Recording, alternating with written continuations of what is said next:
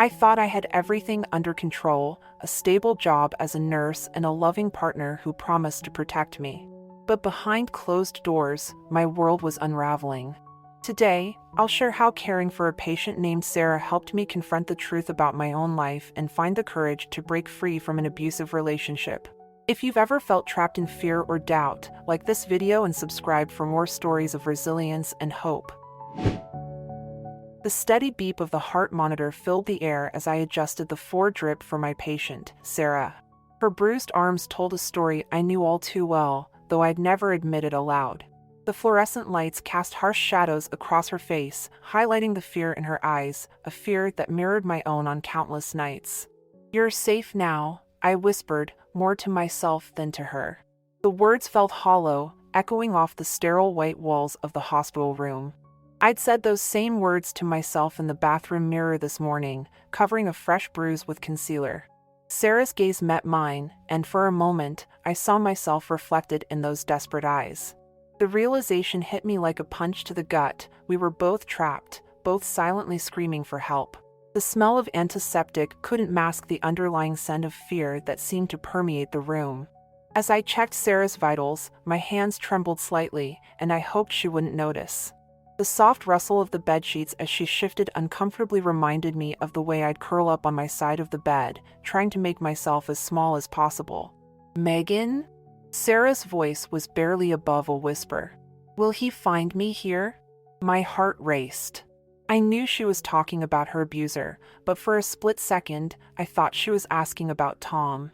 I swallowed hard, forcing a reassuring smile. "No, Sarah. You're protected here. We have security, and..." I trailed off, realizing I was trying to convince myself as much as her. As I left Sarah's room, the weight of our shared secret pressed down on me. The bustling sounds of the hospital, the squeak of shoes on linoleum, the distant chatter of nurses at their station, the soft ding of the elevator, all faded into a dull roar in my ears. I made my way to the staff locker room, desperate for a moment of solitude. As I opened my locker, a small envelope fluttered to the floor. My name was scrawled across the front in unfamiliar handwriting. With shaking hands, I opened it and read, "Megan, I see you. You're stronger than you know. When you're ready to break free, you're not alone. There's help waiting."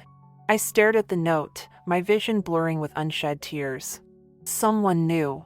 Someone had seen through the carefully constructed facade I'd built. But who? And how much did they know about Tom, about the life I was too scared to leave? The paper crinkled in my grip as I shoved it into my pocket. My mind raced with possibilities. Was it a co-worker? A patient's family member? The not knowing was both terrifying and oddly comforting. As I closed my locker, I caught a glimpse of myself in the small mirror inside. The woman staring back at me looked haunted, with dark circles under her eyes that even the best concealer couldn't hide completely. For the first time in months, I allowed myself to really look at her, at me. The realization that I had become just like Sarah, just another victim hiding in plain sight, hit me with full force. The anonymity of the note writer suddenly seemed less important than the truth of their words. I was stronger than I knew. I had to be. With a deep breath, I straightened my scrubs and prepared to head back out onto the floor. But something had shifted inside me. A tiny spark of hope, of defiance, had been ignited. As I walked back towards Sarah's room, I made a silent promise to both of us. Somehow, someway, we would both find our way to freedom. The hospital corridors seemed a little brighter, the air a little clearer. I didn't have all the answers, but for the first time in a long time, I felt the stirring of something I'd almost forgotten, the possibility of a life without fear. As I made my rounds, my mind drifted back to the early days with Tom. It was like watching an old movie, one where the colors were brighter and the world seemed full of possibility. I remember the day we met like it was yesterday. I was struggling with an armful of groceries outside my apartment building, and there he was, tall, handsome, with a smile that could light up the darkest room. "Need a hand?" he'd asked, and just like that, my life changed. Those first few months were like a dream. Tom was everything I thought I wanted, attentive, caring, and so very charming. He'd surprise me with little gifts, leaving sweet notes in my scrubs pocket before I left for work. "To the most beautiful nurse in the world," they'd say, making me blush and smile like a schoolgirl. I can still feel the warmth of his arms around me when we'd watch movies on the couch, his fingers gently playing with my hair. "You're safe with me, Meg," he'd whisper, and I believed him with every fiber of my being. After a long, stressful shift at the hospital, coming home to Tom felt like finding shelter in a storm.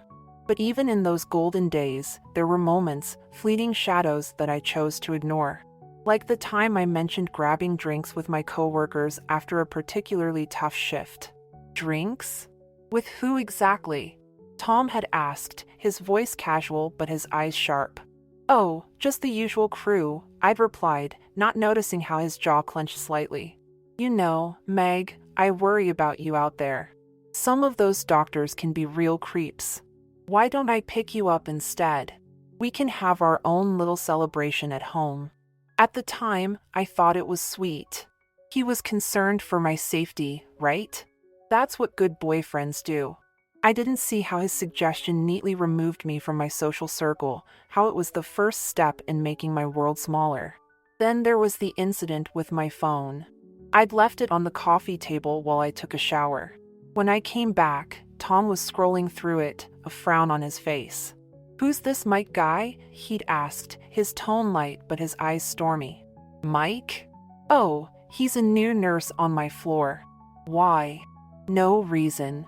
Just seems like you text him a lot. About work stuff, I'm sure." I remember feeling a twinge of unease, quickly brushed aside. "Tom, are you jealous?" "You know you're the only one for me," I'd said, wrapping my arms around him. He'd smiled then, all charm once more. "I know, baby. I just love you so much, I can't stand the thought of sharing you with anyone." Those words made my heart soar. In my naivety, I saw it as romantic, not recognizing the possessiveness lurking beneath the surface. Looking back, I can see how skillfully Tom wove his web around me. Each strand was a mix of love and control, so finely balanced that I couldn't tell where one ended and the other began. He was my protector, my safe haven. When the world felt too big and scary, Tom was there to shield me. "You don't need anyone else, Meg," he'd say, holding me close. "I'll always be here for you. We're all each other needs." And I believed him. God, how I believed him. I saw our future stretched out before us, a beautiful tapestry of love and security. I imagined us growing old together, facing the world as a team. Tom and Megan against the world. In those early days, every "I love you" felt like a promise, every kiss like a seal on our perfect future. I was so caught up in the fairy tale that I didn't notice the bars of the cage slowly closing around me. If only I'd known then what I know now. If only I'd seen that true love doesn't dim your light but helps it shine brighter. But I was young and in love, and so desperately wanted to believe in the happily ever after that Tom seemed to offer. As I snapped back to the present, checking on another patient, I felt a pang of sadness for that hopeful young woman I used to be. She had no idea of the storms that lay ahead, of how that safe harbor would become a prison. But even as I mourned for my past self, I felt a flicker of something else. A determination, perhaps. A desire to reclaim that hope, that belief in a brighter future. Only this time, I wouldn't be looking for someone else to create it for me. This time, I'd build it myself. The transition was so gradual, I barely noticed it happening. Like a frog in slowly boiling water, I didn't realize how hot things had become until I was already burning. It started with small things. Tom's concerns about my late-night shifts grew into arguments. "I can't sleep when you're not here, Meg," he'd say, his voice a mixture of anger and what I thought was love. "Don't you care about us?" I'd feel guilty, torn between my career and my relationship. More often than not, I'd end up switching shifts, telling myself it was a small sacrifice for love. Then came the incidents with my friends. I remember the night I was getting ready for Sarah's birthday party. Tom walked in as I was applying lipstick. "You're wearing that." His voice was cold. "What's wrong with it?" I asked, suddenly self-conscious in the dress I'd once loved. "Nothing. if you want every guy at the bar staring at you. His eyes flashed dangerously. Is that what you want, Meg? To attract attention? Of course not, Tom. I'll change. As I slipped into jeans and a baggy sweater, I told myself he was just protective. He loved me so much he couldn't bear the thought of anyone else looking at me. It was romantic, right? But the arguments escalated. One night, after I mentioned a male patient who'd thanked me for my care, Tom exploded. You're always talking about other men, he shouted, slamming his fist on the table. The sound made me jump, my heart racing. Am I not enough for you? Tom, please, I pleaded, tears streaming down my face. It's not like that. You know you're the only one I love. As he stormed out, slamming the door behind him, I sank to the floor, my mind racing. This isn't him, I thought. He's just stressed from work. I can help him through this. I have to be more understanding, more supportive. Slowly, my world began to shrink. I stopped going out with friends, tired of the arguments that would inevitably follow. I changed my work schedule to suit Tom's preferences. I even started dressing differently, always conscious of what might trigger his anger. There were moments when doubt crept in. Like the time my sister called, concerned because she hadn't heard from me in weeks. Megan, are you okay? She asked. You sound different. For a split second, I wanted to tell her everything. But then I heard Tom's voice in my head. Your family just doesn't understand our love. We don't need anyone else. I'm fine, I lied, my voice cheerful. Just busy with work and Tom. You know how it is. After I hung up, I stared at my reflection in the mirror. Who was this woman with the forced smile and haunted eyes? But I quickly shook off the thought. This is just a rough patch, I told myself. All couples have them.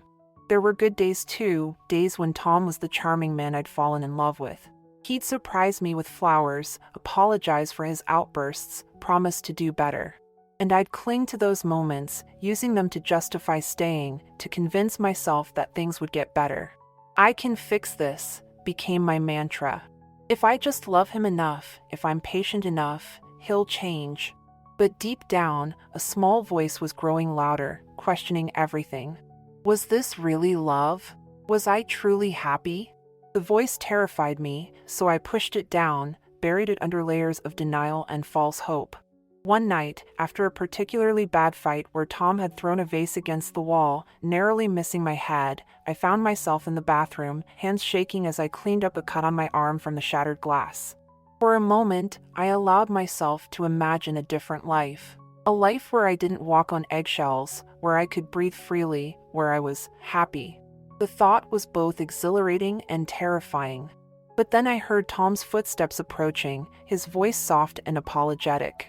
Meg? Baby, I'm so sorry. Please come out. I love you so much. I don't know what I'd do without you. And just like that, the moment passed. I plastered on a smile, pushed down my doubts, and opened the door. Because this was love, wasn't it? And love meant forgiveness, meant working through the hard times. Love meant staying, no matter what. As I fell asleep that night, Tom's arms around me in a grip that felt more like a cage than an embrace, I told myself that tomorrow would be better. It had to be. Because the alternative, that this was my life now, that this was all there was too painful to contemplate. Little did I know, change was coming. And it would start with a patient named Sarah and an anonymous note in my locker. The day everything changed started like any other. I arrived at the hospital, my makeup carefully applied to cover the fading bruise on my cheek, a practiced smile on my face. But as I walked into room 302, I had no idea my life was about to shift on its axis. Sarah, the patient I'd been caring for, was sitting up in bed, her eyes red-rimmed but clearer than I'd seen them before. As I checked her vitals, she suddenly grabbed my hand. Megan, she said, her voice barely above a whisper, I need to tell you something. What followed was a story that could have been my own. Sarah spoke of a loving partner who slowly became controlling, of isolation from friends and family, of fear that had become a constant companion. As she talked, I felt my carefully constructed walls begin to crumble. I thought I could change him, Sarah said, tears streaming down her face. But then I realized the only person I could change was myself. Her words hit me like a physical blow. I saw myself reflected in her story, the excuses, the hope, the fear. For the first time, I allowed myself to truly see my situation for what it was. How? I started, my voice shaking. How did you find the strength to leave? Sarah's eyes met mine, and I saw a glimmer of understanding pass between us. I realized I deserved better. We all do, Megan. As I left Sarah's room, my mind was in turmoil. The facade I'd maintained for so long was cracking, and through those cracks, a desperate longing for freedom was seeping through. But with that longing came fear, paralyzing, all-consuming fear. What if I left and Tom found me? What if I couldn't make it on my own?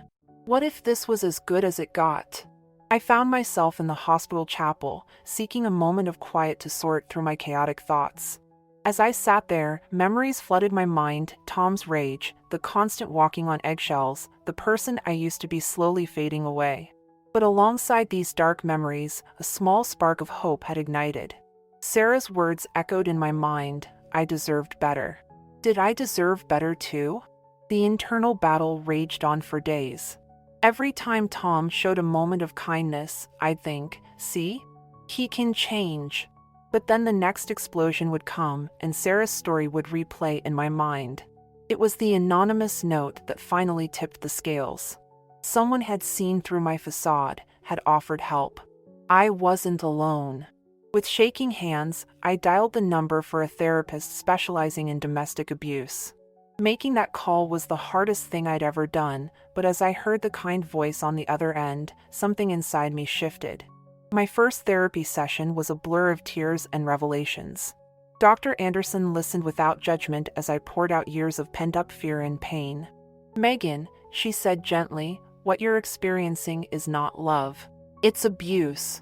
Hearing those words out loud was both terrifying and liberating. For the first time, I allowed myself to truly acknowledge the reality of my situation. Over the next few weeks, I threw myself into therapy. Dr. Anderson taught me about the cycle of abuse, helped me recognize Tom's manipulation tactics, and most importantly, reminded me of my own worth. You're stronger than you know, she'd tell me, echoing the words from the anonymous note. I began to rediscover parts of myself I thought were lost forever. I started journaling, pouring out my fears and hopes onto paper. I learned breathing techniques to calm my anxiety and started making small decisions for myself, like wearing the clothes I wanted or taking a different route to work. Each small step felt like a victory, but also filled me with terror. What if Tom noticed the changes? What if he lashed out worse than before? One particularly difficult evening, after Tom had berated me for being late from work, I locked myself in the bathroom, my heart racing. But instead of giving in to panic, I used the grounding techniques Dr. Anderson had taught me. I focused on my breathing, reminding myself that I was strong, that I deserved safety and respect. For the first time in years, I looked at myself in the mirror and really saw me, not Tom's version of me, but the real Megan. The Megan who was compassionate, strong, and deserving of love, real love. As I stood there, a plan began to form in my mind. It wouldn't be easy, and it terrified me, but I knew with a certainty I hadn't felt in years that it was time. Time to reclaim my life. Time to be free. I thought of Sarah, of her courage in sharing her story. I thought of the anonymous note writer reaching out a hand of support. I thought of Dr. Anderson's unwavering belief in my strength. Taking a deep breath, I whispered to my reflection, "You can do this, Megan. You deserve better." The road ahead would be challenging, filled with obstacles I couldn't yet imagine. But for the first time in years, I felt a glimmer of hope. A future without fear seemed possible, and I was ready to fight for it. As I unlocked the bathroom door, I knew everything was about to change. The journey wouldn't be easy, but I wasn't alone anymore. And that made all the difference. The day I decided to confront Tom, the air felt electric with anticipation. My hands trembled as I prepared dinner, rehearsing the words I'd practiced countless times with Dr. Anderson. The sound of Tom's key in the lock sent my heart racing, but I steeled myself. This was it. "Hey, babe," Tom called out, his voice deceptively cheerful. "Something smells good." I took a deep breath. "Tom, we need to talk." He must have sensed the change in my tone because his eyes narrowed slightly. "What's wrong?" "I can't do this anymore," I said, my voice surprisingly steady. "The way you treat me, the control, the anger, it's not okay." Tom's face darkened. "What are you talking about?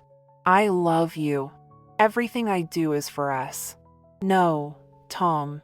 What you're doing isn't love. It's abuse."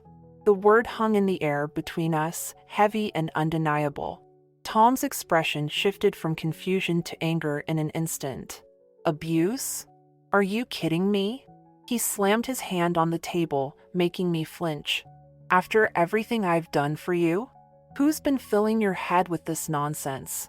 I felt the familiar fear rising in my chest, but this time I didn't let it silence me. "This isn't nonsense. It's the truth. I deserve to be treated with respect and kindness. I deserve to feel safe in my own home." As I spoke, Tom's anger escalated. He paced the room, alternating between pleading and threatening. "You can't leave me, Meg. You're nothing without me. Who's going to love you like I do?" Each word was like a knife, but I held on to the strength I'd found in therapy. I love myself enough to know I deserve better. The confrontation raged on, a storm of emotions and accusations. Tom cycled through all his usual tactics: guilt, charm, intimidation. But for the first time, I saw through them all. As night fell, I retreated to the spare room, locking the door behind me. My whole body shook with adrenaline and fear. What if Tom broke down the door? What if he was right, and I couldn't make it on my own? I curled up on the bed, my mind racing with terrifying possibilities. I imagined Tom finding me if I left, his rage unleashed without restraint. I thought about the life I'd built with him, as unhealthy as it was, and the terror of starting over. But as I lay there in the darkness, other images began to form. I saw myself smiling, genuinely happy, surrounded by friends I'd lost touch with. I imagined coming home to a peaceful house, free from the constant tension and fear. I thought about pursuing my career without constantly worrying about Tom's reaction. The contrast between these two futures was stark. One was familiar but suffocating, the other unknown but full of possibility. As dawn broke, casting a soft light through the window, I made my decision. With shaking hands, I reached for my phone and dialed my sister's number. "Kate? I need your help. I'm leaving Tom." The next few hours were a blur of quiet preparation. Kate arrived with a friend, helping me pack essentials while Tom was out. Every creak of the house made me jump, terrified he'd return early. As I zipped up my last bag, I took a final look around the apartment. Despite the fear and pain, there were good memories here too. But I couldn't let nostalgia trap me in a cycle of abuse. I picked up a framed photo of Tom and me from happier times. "I loved you," I whispered. "But I love myself more." Leaving that photo behind, I walked out of the apartment, out of my old life, and into an uncertain but hopeful future. The sun was setting as Kate drove us away, painting the sky in brilliant oranges and pinks. As I watched our apartment building disappear in the rearview mirror, a mix of emotions washed over me: fear, sadness, but also an overwhelming sense of relief. "You did it, Meg," Kate said softly, squeezing my hand. Tears streamed down my face, but for the first time in years, they weren't tears of fear or pain. They were tears of release, of hope. I didn't know what the future held. I knew there would be challenges ahead, finding a new place to live, potentially dealing with Tom's retaliation, rebuilding my life. But as we drove towards my sister's house, I felt a sense of peace I hadn't experienced in years. I was free. The road ahead was uncertain, but it was mine to choose. And that made all the difference. As the city lights faded behind us, I closed my eyes and took a deep breath. For the first time in years, I felt the weight lift from my shoulders. I was scared, yes, but I was also excited. This was the first day of my new life, and I was ready to embrace it, challenges and all. The journey wouldn't be easy, but I wasn't alone. With the support of my family, friends, and the strength I'd discovered within myself, I knew I could face whatever came next. As we drove into the night, I allowed myself to dream of the future, a future without fear, a future where I could be truly, authentically me. And for the first time in a long time, I smiled, genuinely and freely. The road ahead was long, but I was finally on the right path. The first rays of sunlight filtered through the curtains of my new apartment, casting a warm glow on the bare walls. I sat on the floor, surrounded by boxes, sipping coffee from a mug my sister had given me. New beginnings, it read. How fitting. It had been 3 weeks since I left Tom, and each day brought its own set of challenges and triumphs. This tiny studio apartment was a far cry from the spacious home I'd shared with Tom, but it was mine. Safe, free. As I unpacked, each item I placed felt like reclaiming a piece of myself. The medical textbooks I'd been too afraid to study, fearing Tom's jealousy of my career ambitions, now sat proudly on a small bookshelf. My favorite sweater, once hidden away because Tom thought it was too revealing, hung in the closet. But it wasn't all smooth sailing. The first time I heard a neighbor's door slam, I nearly jumped out of my skin, my heart racing with remembered fear.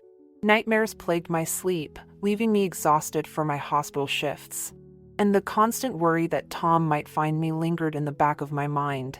Yet, amidst these challenges, I found strength I didn't know I possessed. The first time I went grocery shopping alone, choosing foods I liked without worrying about Tom's preferences, I felt a rush of independence. When I changed my phone number and email address, cutting off Tom's means of contact, I felt both terrified and liberated. Work became my sanctuary. I threw myself into my nursing duties with renewed passion.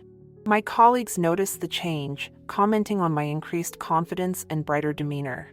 One day, Dr. Patel, the head of the emergency department, pulled me aside. "Megan, I've been impressed with your work lately," he said. "There's a training program for trauma nursing coming up. I'd like to recommend you for it." Tears welled up in my eyes. A year ago, I wouldn't have dared to accept such an opportunity, fearing Tom's reaction. Now, I found myself nodding enthusiastically. "I'd be honored, Dr. Patel. Thank you." That night, as I sat on my small balcony watching the city lights, I reflected on how far I'd come. The journey hadn't been easy, and I knew there were still challenges ahead. But for the first time in years, I felt hopeful about the future. I thought about Sarah, the patient whose story had been the catalyst for my own escape. I wondered how she was doing, hoping she'd found her own path to healing. I made a mental note to look into volunteer opportunities at women's shelters. If my experience could help even one person find the strength to leave an abusive situation, it would give meaning to my struggles. My phone buzzed with a text from Kate, checking in as she did every evening. The support of my family and friends had been invaluable. Slowly, I was rebuilding relationships that Tom had systematically destroyed, rediscovering the joy of genuine connections. As weeks turned into months, I settled into my new life. The panic attacks became less frequent, though they didn't disappear entirely. I continued my therapy sessions with Dr. Anderson, working through the trauma and rebuilding my self-esteem. There were setbacks, of course. The day I ran into Tom at a grocery store sent me spiraling into anxiety. But instead of letting it derail me, I used the coping mechanisms I'd learned. I called my sister, went for a long walk, and reminded myself of how far I'd come. One evening, as I was preparing for my night shift, I caught sight of myself in the mirror. The woman looking back at me was different from the scared, subdued person I'd been with Tom. My eyes were clearer, my posture more confident. I saw strength in the set of my jaw, resilience in the slight smile on my lips. "You did it, Meg," I whispered to my reflection. "You're going to be okay." As I grabbed my keys and headed out the door, I felt a sense of pride wash over me. The road to recovery wasn't linear, and I knew there would be more challenges ahead. But I was no longer the woman who believed she deserved abuse. I was a survivor, growing stronger every day. Stepping out into the cool evening air, I took a deep breath. The city bustled around me, full of possibilities. For the first time in years, I felt truly alive, ready to embrace whatever the future held. As I walked to the hospital, my steps light and purposeful, I silently thanked everyone who had helped me on this journey: Sarah, for sharing her story; the anonymous note writer, for planting the seed of hope; Dr. Anderson, for guiding me through the darkness; my family and friends, for their unwavering support. But most of all, I thanked myself for finding the courage to leave, for doing the hard work of healing, for believing that I deserved better. The hospital loomed ahead, and I felt a surge of excitement for the night ahead. There would be challenges, emergencies to handle, lives to save. But I was ready. I was strong. I was free. And that made all the difference in the world. As I sit here, a year after leaving Tom, I can't help but marvel at how far I've come. The journey hasn't been easy, but it's been worth every step. I've learned so much about myself, about the nature of abuse, and about the incredible strength we all possess, even when we feel at our weakest. Looking back, I can see the red flags that I once ignored or excused. The constant criticism masked as concern. The isolation from friends and family. The way my world gradually shrank until Tom became my entire universe. These are the subtle signs of emotional abuse that can be so easy to miss when you're in the thick of it. But I've also learned that it's never too late to reclaim your life. Whether you're in a situation similar to mine, or you know someone who might be, please know that there is hope. There is help. You are not alone. To those of you watching this, I invite you to take a moment and reflect on your own relationships. Are you truly happy? Do you feel safe, respected, and valued? Or do you find yourself constantly walking on eggshells, making excuses for your partner's behavior? It's not an easy question to ask yourself, I know, but it's an important one. Abuse doesn't always leave visible bruises. Sometimes, the deepest wounds are the ones we can't see. I wonder, have any of you found yourselves in a situation like mine? How did you find the strength to leave, or are you still searching for that courage? Your stories matter. Your experiences are valid, and your voice deserves to be heard. If my story has resonated with you, please don't keep it to yourself. Share it with others who might need to hear it. Like, comment, and subscribe to this channel for more stories of survival and hope. By spreading awareness, we can help break the cycle of abuse and support those who are still struggling to find their way out. And speaking of powerful stories, stay tuned for our next video featuring Sarah's journey. Her story of resilience and rebuilding is just as inspiring, and I can't wait for you all to hear it. Before I go, I want to leave you with this message: no matter how dark things might seem right now, there is hope. You are stronger than you know. You deserve love, respect, and safety. And there are people out there ready to support you when you're ready to take that first step. Remember, the journey to healing isn't always linear. There will be good days and bad days. But each step forward, no matter how small, is a victory. Celebrate those victories. Be kind to yourself, and never forget that you are worthy of love, real, healthy, uplifting love. To anyone out there who's struggling, who feels trapped or afraid, I want you to know this: you are not alone. There is a way out. And a beautiful, free life is waiting for you on the other side. Thank you for listening to my story. Stay strong, stay hopeful, and remember, your story isn't over yet. The best chapters might just be waiting to be written. Until next time, this is Megan, reminding you that you are strong, you are worthy, and you are loved. Take care of yourselves and each other.